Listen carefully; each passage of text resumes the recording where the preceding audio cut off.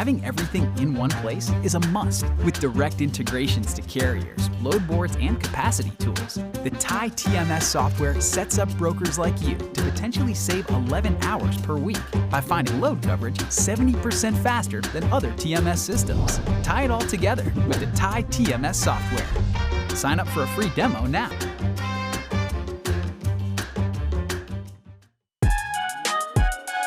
I got friends only wanna talk business. I got expensive, cause winning's expensive. I got expensive, cause winning's expensive. I've been winning all the war. And I've been shutting down the stars. And welcome to Put That Coffee Down, the freight sales show for closers. My name is Kevin Hill. I'm your host for the next half hour as we talk about sales and freight sales. We have a special guest joining us here in a few minutes, David Stone. He's Senior Director of Transportation Services over at Ryder. He'll be joining us to talk about building sales teams, organizational culture, and winning in this game of sales. But first, let's talk about Northwest Arkansas. We just came back from there last Monday and Tuesday. We were live in person once again here at FreightWaves, Future of Supply Chain event. It was a great time. We all had a ball. David joined us down there in Arkansas. We'll talk a little bit about that as well. Some great sessions. You can find them all on tv.freightwaves.com in the coming days, or TV crews back there. They're editing a lot of those segments, putting them in there. One of our keynotes, we had Asa Hutchinson, who is the governor of Arkansas. We also have Billy Bean, the executive vice president of the Oakland A's, used to be the GM of the Oakland A's, came up with Moneyball. That was great. I was running around doing a lot of work during the conference, so I didn't get to see everything, but I am going to be checking it out on tv.freightwaves.com. Also, you should check out Michael Strake. He's a fellow from fellowship professor from MIT talking about optionality. Had a great discussion on stage with him. Also, Ben Gordon. We talked about e-commerce and also Ukraine, and he's doing a lot of great humanitarian effort for Ukraine. So check out that episode. Then Bill Driggard and I he's from Uber Freight, and we talked about the market quite a bit. Also sat down with Trucker Tools and Zoom and Lean. Had a great conversation with Robert Cardini, the CEO over at Lean. But we had a great time. Saw a lot of old friends. Some people had frozen margaritas, and we just had a really, really great time. We'll talk about it in just a second as well. Sonar. We also launched a couple different products. The first one's the NTI. I have a chart here for you right there. So this is the NTI, National Trucking Index, something that we launched with our track data. And what we find here in the blue, we have NTI, and that includes fuel. It's at 286 right now, and you can see that steep decline since really late February, early March. And the green line is excluding fuel. Can we throw that back up there once more, Tanner? Thank you. $2 a mile right now. So we see that comes out on a daily basis. This is the index, so the market index for dry van truckload rates. And we can take another look at this. We're going to compare it right now with our second chart against contract rates. So we see it right there. We see the spot rates excluding fuel, $2 a mile. See contract rates still elevated. We went through a historic rebidding over the course of early 2022 with contract rates, but we're expecting those to fall down a little bit as spot market prices and rates dive down. So contract right now is at $2.92. Spot rate is at $2. You can find that on Sonar or on FreightWaves.com on a daily basis, or NTI index of rates that we've collected through our track product. So, with that said, we'll get David on here in just a second. First though, let's talk about TIE. TIE is the ultimate domestic 3PL solution for LTL and full truckload freight. TIE TMS gives you a centralized platform for sourcing load coverage by connecting you to load boards, rate intelligence, and capacity tools on a single page. To learn more, visit tie-software.com. That's freight-software.com. So with that, let's talk about freight sales with David Stone. He is the Senior Director of Transportation Management at Ryder. David, how are you doing today? Oh, fantastic. Thanks for having me back on. And what a great time in Arkansas, huh? It was a great time. It was great meeting you in person. It was great meeting a lot of different people that I've talked to on air, talked to over the phone, talked to on video conferencing. Finally, in person after the last 2 years, it was FreightWaves. It was our first conference out. A lot of people, it's their first, second, third conferences coming through since the pandemic. What were your thoughts about it? Yeah, I think about the same, right? Great to see some old colleagues, some old peers. Great to see all the vendors there. I've never had so many demos of different products in one location in the past 2 years, right? So that was great to see.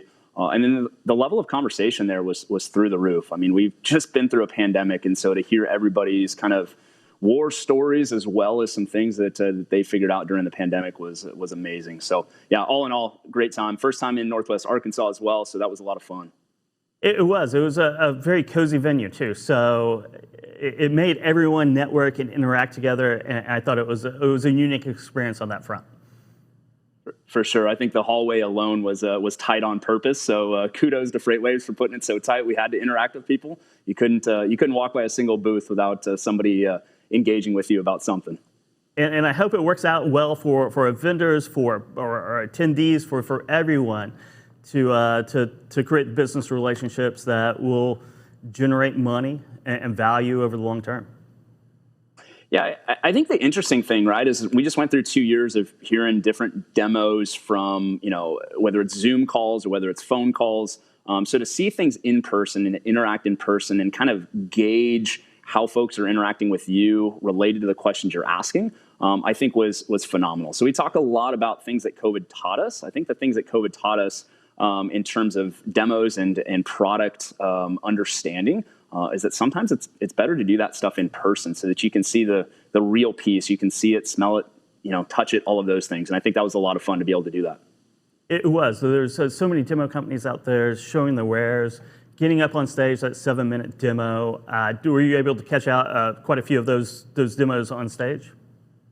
Yeah, absolutely. And I think a lot of those vendors are vendors that we've either had interactions with in the past or are thinking about having interactions with in the future. So to see them up there in that 7 minutes was a lot of fun. It's almost like speed dating, right? One demo to the next. But it was great to watch. And we caught quite a few of them. And David, I always love having you on the show because you have such a great background. You have a great setup there. And where are you guys at? Roanoke or Fort Worth down in Texas? Yeah, we got 3 locations. I'm sitting in the one in Fort Worth. We have one in Nashville as well as one in Novi, Michigan.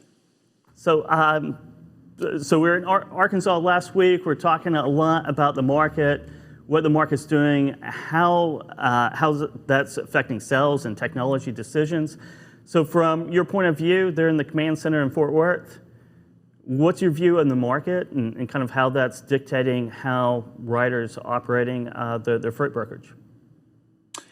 Yeah, I think it's a really good question because at the end of the day, I mean, this is an inside sales role that we typically recruit for.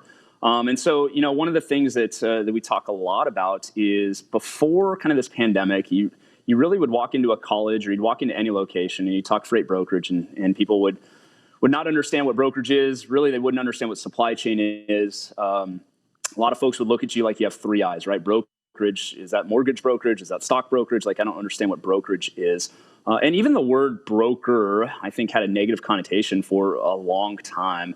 And I think through this pandemic, right, we've seen the word supply chain come out. I think FreightWaves has done a really good job about pushing that information out there. I think when you have NBC News covering headlines of supply chain and what's going on in the supply chain, you get a lot more questions. You get a lot more people that are engaged with that. And so I think for us, the market in the configuration of going through that pandemic and what was happening inside of it allowed us to be able to walk into different locations that we typically wouldn't walk into and have conversations about potentially coming to work for Ryder and the freight brokerage. And so things where, you would typically go into, a college campus and maybe go after marketing or communications majors.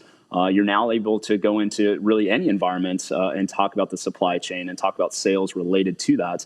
And you can have people that are interested. So I think it's only helped us. I think it's helped us just from a brand recognition perspective. People know Ryder from the trucks. People know Ryder from the warehouses.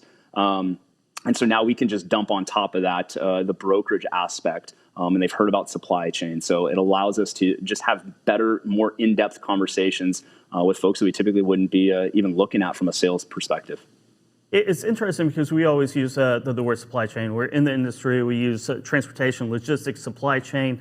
But when you boil it down to on a mainstream level or a street level, it's operations, right? If you sell physical products, then your operation, that includes manufacturing, procurement, everything, that's just operations. But you tie them all together, that's when you call it kind of a supply chain.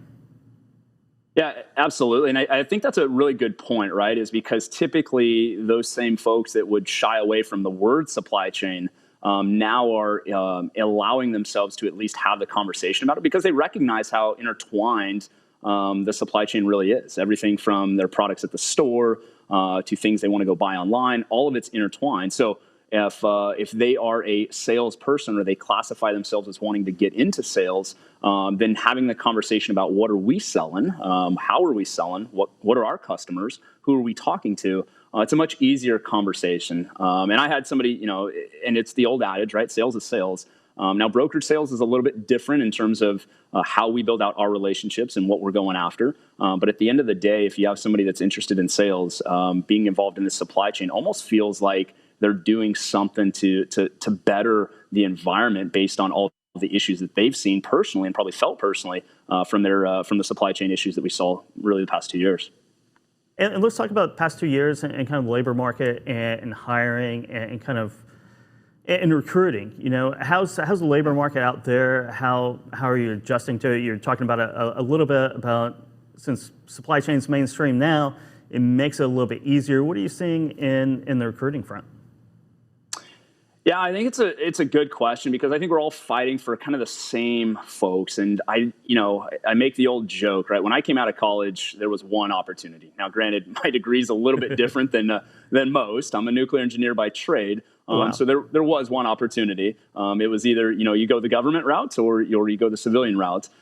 So I think there's, the times have changed just from the standpoint of the number of opportunities that folks have. And I think that's a big play in terms of where we're at right now. But I think at the end of the day, it has forced companies to go sell the company. Whereas before you could put an offer on a table, you could give a deadline, and the candidate either took it or didn't. More often than not, they took it because there wasn't a ton of opportunities out there. Now, that same strategy doesn't work. You have to sell the company. Why should you come here? What is in it for the candidate? How are we going to help that candidate grow? And I think you're hearing words from candidates that we previously haven't heard, or maybe we just didn't pay attention to, right? Hey, I want to move up. I want to grow. I want to move into leadership. I want to expand my understanding. I want to be challenged. Those are words that you're hearing on the recruiting front. And now you have to go sell the company. Why is my company going to be able to do that versus some other company? And it's no longer just about money. I think money is a piece that gets folks to the table, but I think you're hearing a lot more of folks actually buying into the company. And I think that's what's great about Ryder as a whole, right? I mean, you have a 90-year-old company that has its hands in all aspects of the supply chain. So at the end of the day, there's things that we can offer that maybe somebody else can't. But that's not to say that other companies have a disadvantage. It just means that we have to sell this piece and we have to understand what we're selling to the candidate and then turn around and actually do that, right? Help these candidates move up throughout their career and help these candidates actually experience what winning is inside of a sales-based environment. Yeah, and it's interesting. You're selling the company right now. You're selling Ryder. Come work for us. As we all know in sales, right, that they're signing on the dotted line, accepting the offer, or winning the bid, right? And then the real hard work comes into place where they enter into your organization, they enter into Ryder. Now it's time to train, motivate, get everyone up to speed to perform at their best level. So how are you approaching that? Yeah, I think that's a really good question from the standpoint of, how do you how do you take somebody, and this is kind of two different facets, how do you take somebody that doesn't know any sales experience and train them to be sales? And then how do you take somebody that has sales experience, build them up so that they can be even more successful inside of your company? And the way that we approach that really is the same way, right? And we start very heavy from day one, whether you're an experienced salesperson or a brand new, never been in the industry salesperson, with the same model. And that model requires us to focus heavily on the training aspect, day one experience of that person. And that is everything from learning what a truck is, to learning what insurance is, to learning what accessorials are, everything underneath the sun. And whether you're a director or whether you're a senior account executive or whether you're fresh out of school, you all get the same training, because that to us is setting the baseline, not only from understanding how we approach sales, how we approach the brokerage space, but also from setting up the culture. And we believe that training evolution really is the kind of catalyst for the culture that goes forward. And what I mean by that is, if I bring somebody in and I give them a computer and say, go sell, they're going to kind of resort back to what they've been taught, or if they've never been taught, they're going to try to figure it out on their own. And they probably have things that they learn along the way that maybe are good, maybe aren't. And they're probably going to not be as successful as if we bring them in, we do the exact same training to everybody, then we provide them a mentor afterwards such that they can be successful. And I tell people all the time, like, our number one goal as leaders in this space is to help people succeed. It is not beneficial for us to bring somebody in and not have them succeed. So we're going to double down on training. We're going to double down on building out the right culture. We're going to double down on making sure that they understand the expectations. And then we're going to turn around and we're going to actually build out technology, or have technology that allows them to know very quickly, where do I stand? How am I doing? We talk a lot about the inputs. Am I doing the right inputs? Am I putting in the right amount of effort? Am I focusing on the right things? And if I am I winning? And if I'm not winning, then let's go back to the inputs. Let's go figure out where we as leaders made mistakes, because we own that training, and let's help this person actually get up to speed. So for us, it all boils back into that first day one experience and that training evolution, and building them up from that piece into the salespeople that we need them to be. And we found a whole bunch of success with this. We think that it's allowed us to grow at the level that we're growing, and it's allowed us to retain the people that we've brought in since we started this program. And I think that's something that the industry doesn't really talk about. And that really separates the great organizations from the rest of the pack, is training. Training is so important, especially in freight brokerage. I remember I got into freight brokerage about 10, 11 years ago. I didn't know anything at all. And it was one of the hardest, just the vernacular, dry van, reefer, flatbed, the open deck, you have all these accessorials, and then everything that goes wrong in between every load, right? The challenges, right? And learning how to master this new industry, and I've sold, probably 5 or 6 different industries, right? Trucking, transportation, logistics, by far the hardest to learn.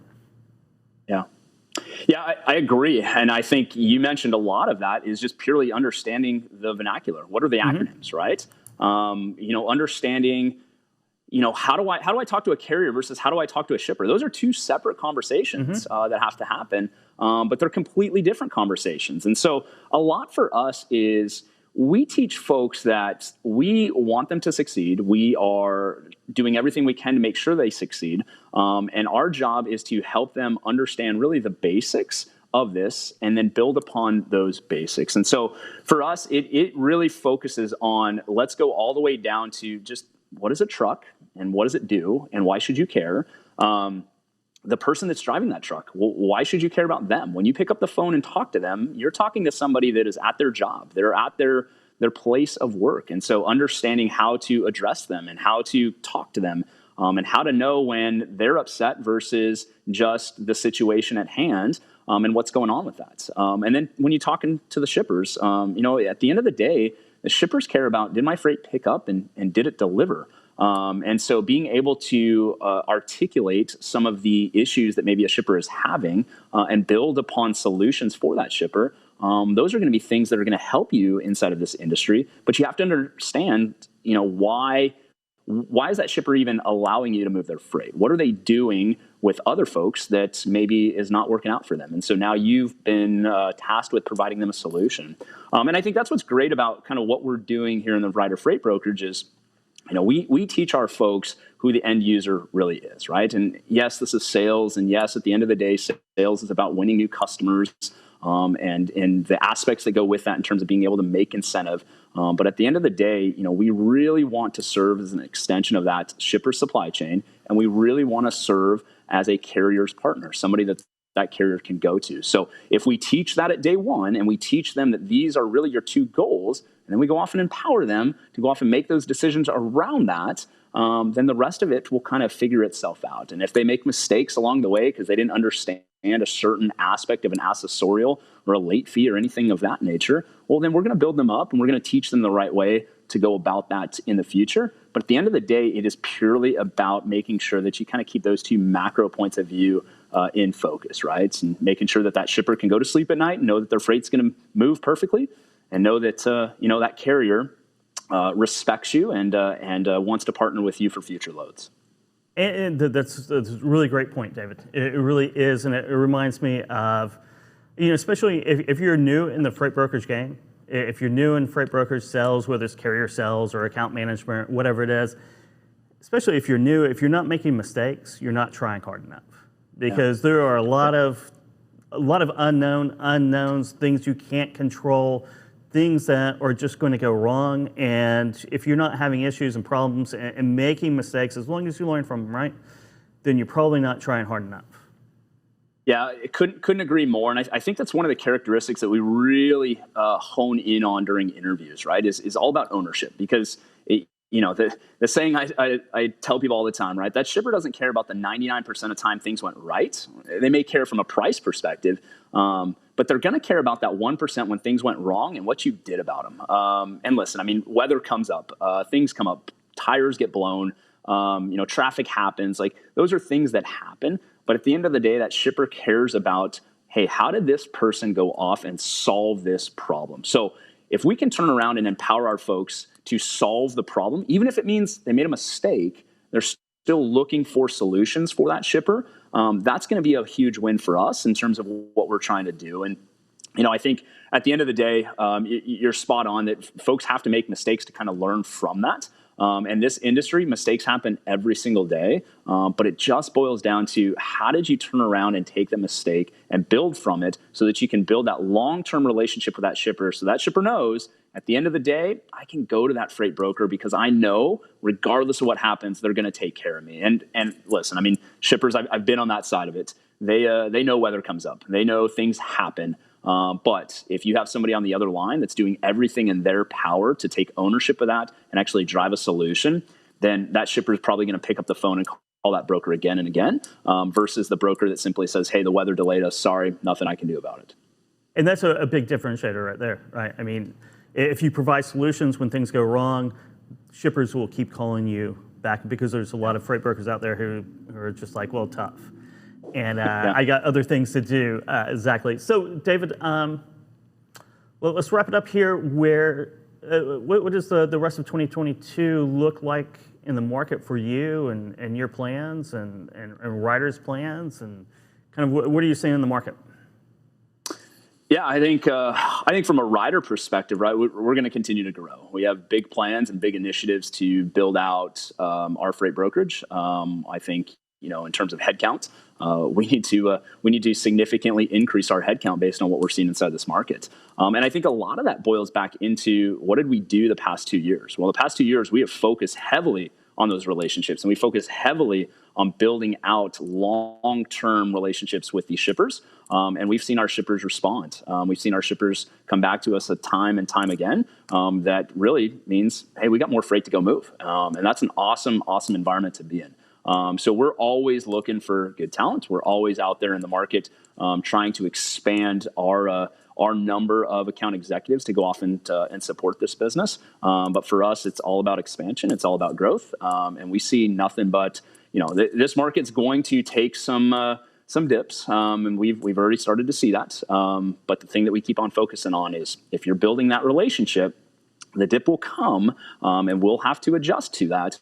But at the end of the day, when that market pops back to the other side, you're going to have that long-term customer because of what you did during this period of time. So this is actually a great time for us, and we love it, and we're excited to see kind of what the future holds for us. But we're going to keep expanding and keep growing.